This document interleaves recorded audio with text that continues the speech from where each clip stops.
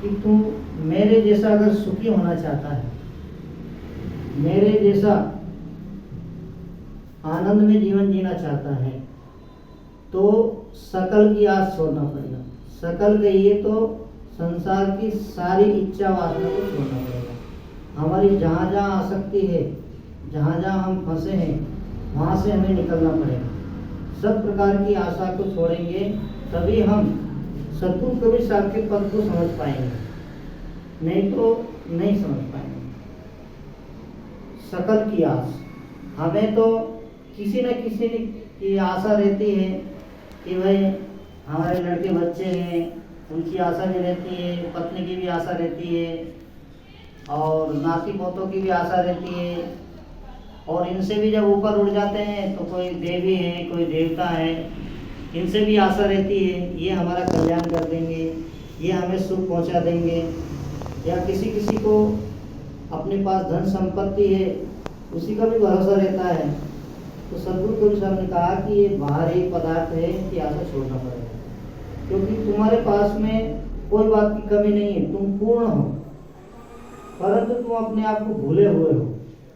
हम अपने आप को भूलने के कारण दुखी होते हैं और सही मायने में सुखी नहीं हो पाते हैं। तो हम कहा है कि एक जीव के ऊपर कोई दूसरा पीव नहीं है, कोई परमात्मा नहीं है, पर मानकर भूले हैं कोई है, और अपने आप को भूला है, और बाहर की पदार्थों को, बाहर की आशा भरोसा में पड़ा हुआ है। तो सद्गुरुदेव कहते हैं तू अपने आप को जान, तू स्वयं है, तेरे ऊपर कोई करता नहीं, पर फिर भी ये आशा लगी हुई है। तो जो तू चाहे मुझको छाड़ सकल की आशा, मुझ ही ऐसा हो रहा है जिस प्रकार मैं सब इच्छा वासना और संसार से ऊपर उठ करके और अपने में हूँ, ऐसे तू हो जाएगा तो सब सुख तेरे पास, यानी सुख स्वरूप स्वयं है।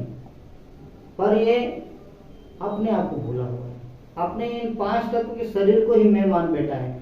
हर एक आदमी शरीर से ऊपर नहीं उठता है, हमेशा देह भाव में रहता है, चेतन भाव में नहीं आता है, अपने आप को नहीं जान पाता है। शरीर को ही मैं, या मुझे ये हो रहा है, मुझे ये तकलीफ हो रही है, या मुझे ये, हमेशा हम सोचते हैं तो शरीर का ही चिंतन करते हैं। शरीर और मन और इंद्रिया, इनसे ऊपर नहीं उठ पाता है। पर ये शरीर और मन और इंद्रिया जो जिसकी सत्ता से काम कर रही है, वो तुम हो। संध्या पाठ में कहा है पूरन साहिब जी ने, जाते सकलो पर किया, जाते सकलो पर किया, सो पारक निज रूप, तहाँ हो रव स्थिर तू, नहीं जाए भ्रम तू, जिसके द्वारा सब। इसलिए अब जैसे नदी उन्होंने पार की, अब पार की तो नदी में थोड़ा बहाव ज्यादा था, गहरा पानी था, तो जैसे ही वो पार हुए तो आपस में कहने लगे कि अपन गांव से 6 निकले थे, तो देखते हैं कोई बह तो नहीं गया, गिनते हैं अपन एक दूसरे को। तो कहते हैं वो एक दूसरे को गिनने लगे। तो जो गिनने वाला था, जैसे अपन 6 हैं, तो गिनने वाला जो था वो दूसरों को गिनता था, 1 2 3 4 5, पर स्वयं को नहीं गिनता था। और कहता था कि यार अपन तो 6 निकले थे घर से, पर यहाँ तो 5 है, एक कहाँ गया। फिर बोला मैं गिनता हूँ, फिर दूसरा गिनता है। तो वो क्या करता है कि अपने आप को गिनना भूल जाता है और 5 को गिनता है। और ऐसे सभी लोग बहुत दुखी हो रहे थे कि हमारे साथी था एक, वो बह गया कहीं, अब वो दुखी थे, उदास थे। तो कोई एक 7वां व्यक्ति उधर से निकला और उसने उन 6 व्यक्तियों की जब स्थिति देखी तो वो दुखी थे, परेशान थे। अरे भाई तुम दुखी परेशान क्यों? अरे हमारा एक साथी था, हम घर से 6 निकले, पर एक साथी ये नदी में कहीं बह गया। तो उसने कहा कि मैं तुम लोगों को 6 बराबर कर दूं, तो बोले आपकी बहुत दया होगी। तो कहते हैं उसने गिना 1 2 3 4 5 6 और ये मैं 7वां। तो बहुत खुशी हो गए कि आपने हमारे मित्र को हमसे मिला दिया।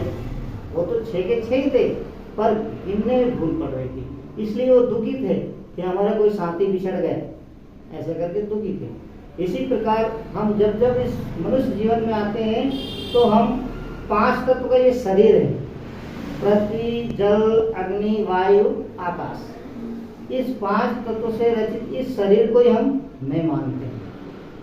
पर जिस सत्ता से ये काम कर रहा है ये शरीर, उस सत्ता को भूल जाता है, यानी स्वयं को भूल जाता है, अपने आप को भूल जाता है, और इसी कारण से ये दुखी है। और किसी किसी को अपना आधार मान लेता है, कोई ऊपर है, कोई नीचे है, या कोई संसार का आधार मानता है। तो जब तक ये अपने आप को नहीं जानेगा, अपने स्वरूप को नहीं पहचानेगा, ये छठे तक यानी स्वयं को नहीं जानेगा, अपने स्वयं सत्ता को जब तक नहीं जानेगा तब तक ये सुखी नहीं हो सकता है। और ये कब जान पाएगा? जब ये बाहर का जो इसको आशा है, भरोसा है, विश्वास है, जहाँ इसकी आसक्ति है, जहाँ ये बंधा हुआ है, जिसमें ये अटका हुआ है, उससे वो अलग हटेगा, तब वो अपने आप को जान पाएगा। तो यहाँ सदगुरुदेव ने कहा है कि तहाँ भाषा जीव का यही तमाशा, जन्मों जन्मांतर से ये नाना प्रकार की इच्छा वासना इसी में पड़ करके और इस आवागमन में पड़ा हुआ है। अगर इस आवागमन से अगर ये मुक्त होए तो ये अपने आप को जान जाए और सब प्रकार की आशा को छोड़ दे, तो आज ही मुक्त हो सकता है, आज ही सुखी हो सकता है। पर ये आसक्ति को नहीं छोड़ पाता। हर एक आदमी के अंदर में आसक्ति है, और आसक्ति के कारण फिर ये बंधा हुआ वापस चला जाता है। कभुक ऊंचे कभुक नीचे, स्वर्ग भूत ले जाए, अति भ्रमित भ्रम भिनोरा, नेक नहीं ठहरा। कभी ऊंचे यानी मनुष्य खाने में आ जाता है, स्वतंत्र भूमिका में आ जाता है कल्याण करने के लिए, पर फिर इच्छा वासना के वशीभूत होकर के और फिर निम्न खाने में चला जाता है। पशु पक्षी उसमें कृमि कीट इसमें भटकता रहता है, उसमें भटकते भटकते फिर मनुष्य खाने में जाता है। इसी प्रकार ये 84 में घूम रहा है। अगर इस झूले से अगर उतरना चाहे तो ये इच्छा वासना छोड़ दे, अपने आप को जान जाए, और जिस दिन अपने आप को जान जाएगा उसी दिन सुखी हो जाएगा, उसी दिन मुक्त हो जाएगा। पर ये क्या है, मोहवश छोड़ नहीं पाता है। सबको अपना मान बैठा है, शरीर को अपना माना है और शरीर संबंधियों को अपना माना है, और अपना मान करके ये बंधन इतने बना लेता है कि उस बंधन से वो छूट ही नहीं पाता है। एक जगह और कहा है प्रभुषण ने कि बहु जाए तो ये इच्छा वासना छोड़ दे, अपने आप को जान जाए, और जिस दिन अपने आप को जान जाएगा उसी दिन सुखी हो जाएगा, उसी दिन मुक्त हो जाएगा। पर ये क्या है, मोहवश छोड़ नहीं पाता है। सबको अपना मान बैठा है, शरीर को अपना माना है और शरीर संबंधियों को अपना माना है, और अपना मान करके ये बंधन इतने बना लेता है कि उस बंधन से वो छूट ही नहीं पाता है। एक जगह और कहा है प्रभुषण ने कि बहुबंधन से बांधिया एक बेचारा जीव, केवल छूटे आपने तीर छुड़ावे तीर। ये अनेकों बंधनों से बंधा हुआ है। या तो स्वयं समझ करके इतनी बुद्धि हो या विवेक जागृत हो जाए तो छोड़ सकता है, या अगर अपनी बुद्धि काम नहीं करती हो तो सत्संग में या संतों के पास आकर के, या फिर कहिए सद्गुरु के पास में आकर के, और अपने बंधनों को जान करके छोड़ने की कोशिश करना चाहिए। पर क्या है, बंधन बहुत प्रिय लगता है, इसलिए छोड़ नहीं पाता है, और उसी बंधनों में पड़ करके फिर ही मर जाता है।